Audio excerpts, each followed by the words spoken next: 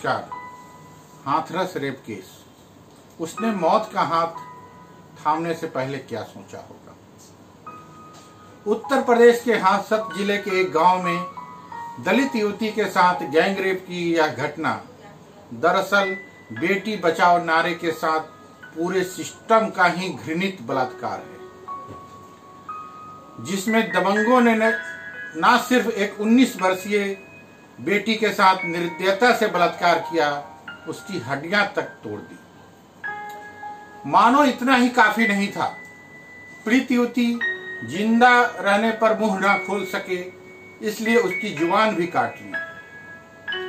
बाद में तड़पती हालत में उसे अस्पताल में भर्ती कराया गया।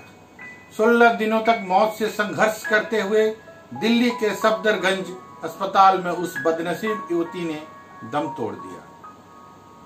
बताया जाता है कि युवती अपनी मां और भाई के साथ घास काटने गई थी। परिजनों के साथ वह पीछे चल रही थी कि दरिंदे बीच में ही उसे खींचकर ले गए और उसके साथ निर्मम बलात्कार कर अधमरी हालत में छोड़ दिया। बिलखती मां को अपनी बेटी बेहोशी की हालत में मिली। युवती के परिजनों ने पुलिस को सूचना दी तो पहले उसने इसे गंभीरता से नहीं लिया।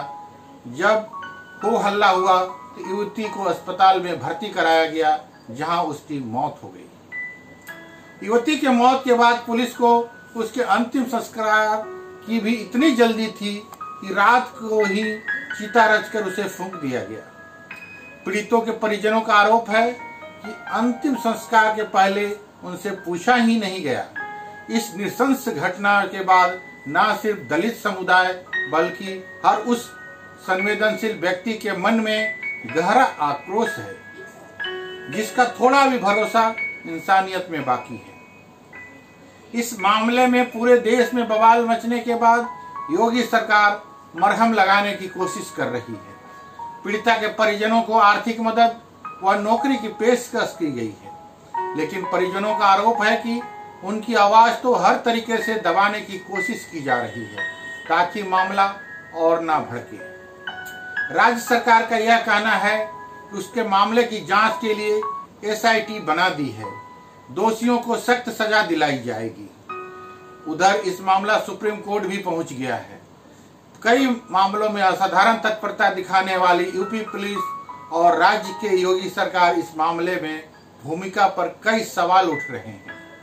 हाथरस की इस निर्भया को न्याय कब मिलेगा भी या नहीं, इस पर भी सवालिया निशान है। विडंबना है कि 8 साल पहले दिल्ली में हुई निर्भया बलात्कार कांड के बाद उभरे देशव्यापी रोष और सख्त कानूनों के बाद भी निर्भयाओं की संख्या घटने के बजाय बढ़ती ही जा रही है। उल्टे इसमें रेप के बाद अब दरिंदगी और क्रूरता के और नए काले अध्याय जुड़ते जा रहे हैं।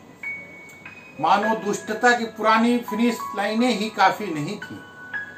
इस शर्मनाक घटना ने हैदराबाद में एक डॉक्टर युवती के साथ बलात्कार के बाद उसे जिंदा जलाने की घटना की याद दिला दी।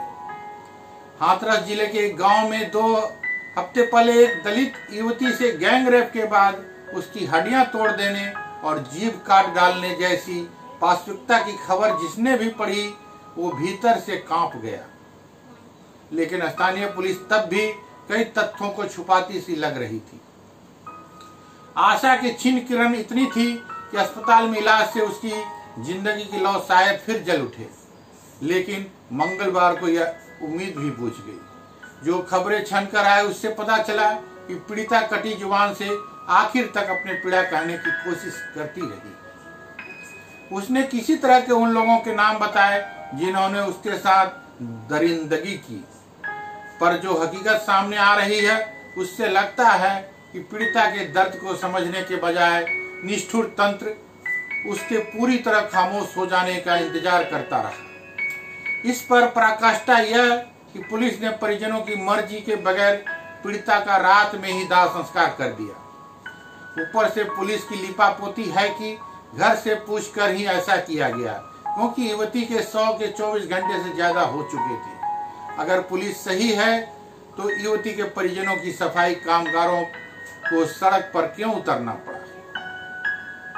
ऐसी कौन सी आफत या दबाव था कि परंपरा के विपरीत आधी रात में ही युवती को चीता को फूंकना पड़ा।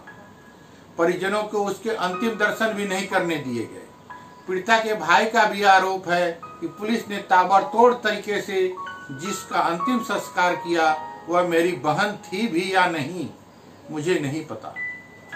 और तो और घटना के 12 दिन बाद पुलिस यह कहती दिखी कि युवती के जवान नहीं काटी गई है। सोशल मीडिया पर गलत जानकारी फैलाई जा रही है। दरिंदों ने युवती की जवान काटी है या नहीं, इस पर पुलिस को जवान खोलने में इतना वक्त क्यों लगा। यह भी कहा गया है कि युवती से बलात्कार हुआ है या नहीं, यह मेडिकल रिपोर्ट से साफ नहीं हो रहा। जाहिर है कि पूरी कहानी में अभी कई झोल हैं, जो न केवल पुलिस बल्कि पूरे तंत्र की संवेदनहीनता के बैरिकेड्स हैं। इस घटना के बाद राजनीति भी शुरू हो गई है। कांग्रेस ने योगी सरकार से इस्तीफा मांगा है तो भीम आर्मी इसको लेकर सड़कों पर उतर आई है। उधर योगी सरकार भी इस घटना के बाद भीतर से हिल गई है, क्योंकि राज्य में बेटियां की सुरक्षा के तमाम दावों पर यह एक घटना ने पानी फेर दिया है। पुलिस के मुताबिक पीड़िता ने इशारों में ही अपना बयान दर्ज कराया था, जिससे उसके गांव की ऊंची जाति के 4 लोगों के नाम लिए थे। पुलिस के मुताबिक चारों को गिरफ्तार कर लिया गया है। इस मामले की सुनवाई फास्ट ट्रैक कोर्ट में होगी। सवाल यह है कि आखिर कौन है ये दरिंदे, ये शक क्यों है कि सरकार इन्हें बचा रही है। उत्तर प्रदेश देश का वह राज्य जो बहुत तो हर राज्य में है जो जहां जिस जाति का मुख्यमंत्री होता है वो समुची जाति ही खुद को सीएम समझने लगती है। मानो अपना ही राज हो और पूरा तंत्र चलाने की मास्टर की अपने हाथ आ गई है। यह हमारे लोकतंत्र का ऐसा विद्रूप है जिसकी कोई दवा शायद है ही नहीं, और है भी तो कड़वी दवा का नैतिक साहस किसी में नहीं है। दुर्भाग्य से हाथरस गैंगरेप कांड का भी यह वह एंगल है जिसके आगे सारी प्रतिबद्धताएं पानी भरती है।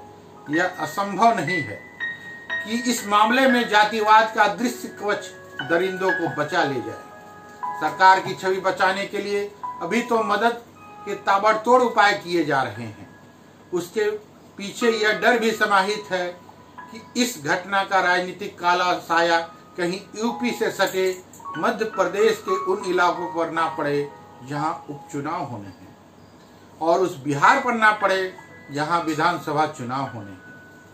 अफसोस यही है, इतना कुछ होते हुए भी समाज नहीं सुधर रहा, उसका मानस नहीं बदल रहा, दबंगों और दुराचारियों की सोच नहीं बदल रही, उनकी निर्भयता खत्म नहीं हो रही और तंत्र की निष्ठुरता घट नहीं रही।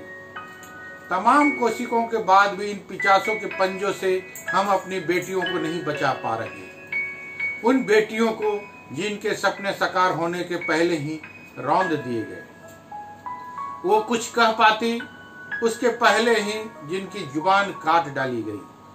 अपनी अस्मित और जीने की आस खो चुकी उस युवती ने मौत का हाथ थामने से पहले क्या सोचा होगा। धन्यवाद। आपका अपना डॉक्टर अरुण कुमार। मोमबाती प्रज्वलन करे আমরা প্রতিবাদ জানাচ্ছি। আমরা আপনাদেরকে সবাই একসঙ্গে